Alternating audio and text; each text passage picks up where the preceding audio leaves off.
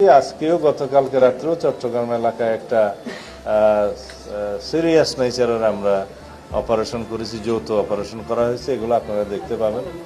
আমরা কোনো সন্ত্রাসীকে, অস্ত্রধারীকে, কোনো চাঁদাবাজকে, সংঘবদ্ধ কোনো ক্রিমিনালকে আমরা আইনের বাইরে থাকতে দেবো না, আইনের আওতায় নিয়ে আসবো। সেটা আমাদের প্রতিজ্ঞা, প্রতিশ্রুতি এবং জনপ্রত্যাশাও তাই।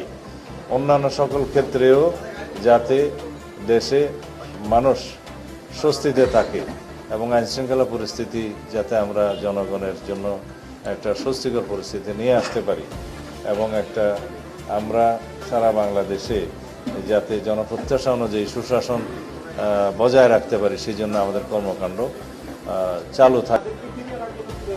অবশ্যই ইতিমধ্যে স্বরাষ্ট্র মন্ত্রণালয়ের পক্ষ থেকে পদক্ষেপ নেওয়া হয়েছে। পররাষ্ট্র মন্ত্রণালয়কে আমরা অনুরোধ করেছি তারা যেটা extradition treaty in between two countries আছে সেই মতে আমাদেরকে ফেরত দিবেন বলে।